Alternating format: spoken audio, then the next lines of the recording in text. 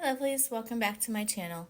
In today's video I'm showing you how I replace a tip on my index finger of my left hand.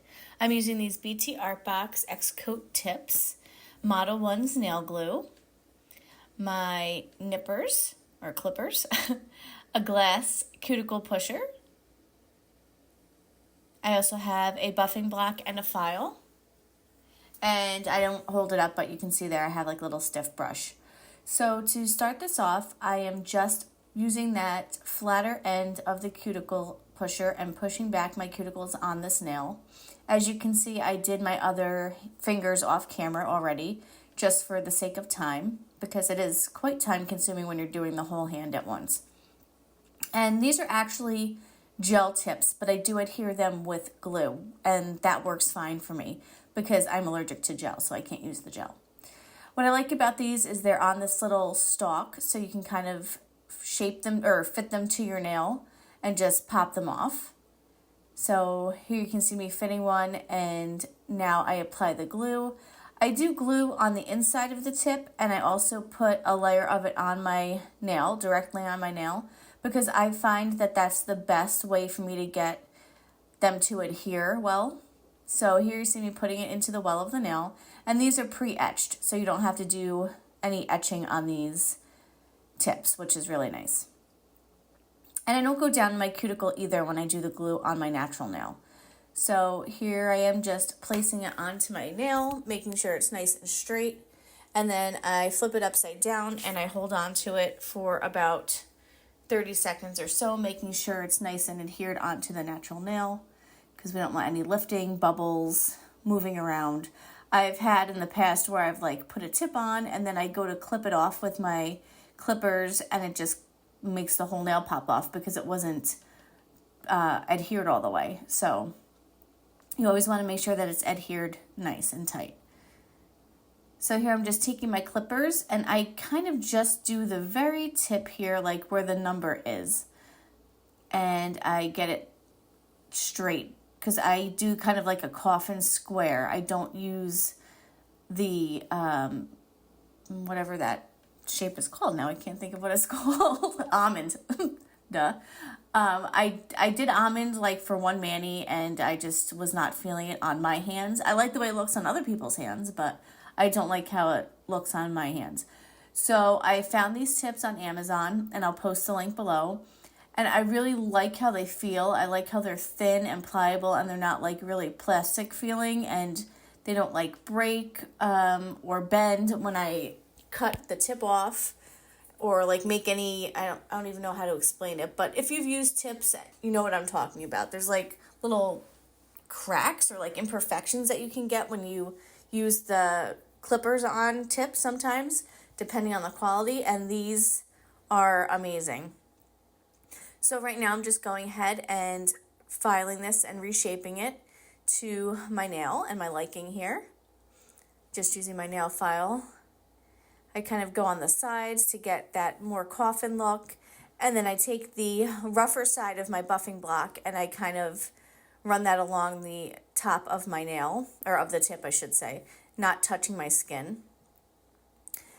And then once that is done, I flip that over, which is more of the buffing side, the non-coarse side, and I just kind of buff that nice and smooth. And then I just brush everything off with my stiff brush. And the reason why I buff it is because the next step that I do, which you'll see here in a minute, is I do 2 layers of Erica by Revel, just to get that light pink, cover pink look over that clear tip. If you saw my video, I think it was from a week and a half ago now, where I did my fill, my tip fill, I used this Erica by Revel again. Oh, and I forgot about this step, sorry. I just kind of take my ball bit on my cordless drill here and run it along the cuticle line just to blend the tip in with my natural nail. I really like this drill. I don't think they make it anymore. It's by Painted Desert. If I can find the link for it, I'll post it down below. But it really works well, and it came with a lot of bits. Everything that you see there and the sanding bands is what it came with. All right, so when that is done, I believe I brush everything off just to make sure there's no dust. And then I go in with my Revel dip here. And this process is just like a normal dipping process. I use my base liquid, and today I'm using 915 Aesthetics liquids. And I just put a layer of that on my index finger over the tip, making sure it's nice and covered from cuticle to free edge. And I really like this dip in particular because it's not a very thick dip. It goes on nice and evenly and thin.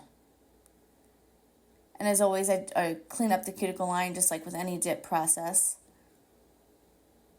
just to make sure that nothing hangs down between the bottom of the tip and my cuticle, because you don't want that to happen. And now I'm just dusting it off again. And I do 2 layers like I mentioned earlier. So now I'm getting ready for the second layer. And I do leave the tip a little longer while I'm doing this, because after this step, I go back in and I do more filing and buffing and reshaping. So you want to make sure that you're giving yourself enough room to work with when it comes to, you know, doing tips and then reshaping them, if you reshape them. Some people don't. They just put the tip on and get that little tabby piece off, and that's it. Everybody has their own process for this kind of thing.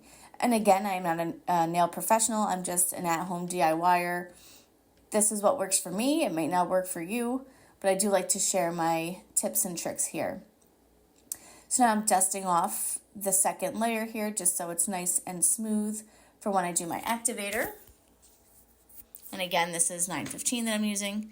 I'm actually getting kind of low on this, so I have to get more. And I just like slather it on because I want to make sure I have it protected for when I go in and do my filing and my buffing. So I'm just slathering this on here. And then I go back in with my file after I brush everything off again. I do a lot of brushing just to make sure that I can see everything when I'm filing a lot. And once you hear that little tap, tap, you can go ahead and start your filing process again, just like a normal dip application. The only difference is if you use clear dip, when you do like your normal dip application, you don't need to use it for this, just because you're not really going to risk fading the color out and, you know, making bald spots on your nail. So I never use clear, as you know, so I definitely don't clear over this. I'm just going around at the tip, and I'd like to keep this nice and flat so I can make sure it's straight. Sorry if I go off frame a little bit. I'm not used to filing on camera because I don't do it a lot. And I usually have the file pretty close to my face when I am filing. Now I'm just going back in with that coarser side of my buffing block here and smoothing everything out. And then I go in with the buffing side and do the same thing again. The reason that I do this step here is because I put a top coat after I activate, after I'm done filing and buffing. I do top coat on every nail, and you'll see that in a little bit here because I do get that on camera.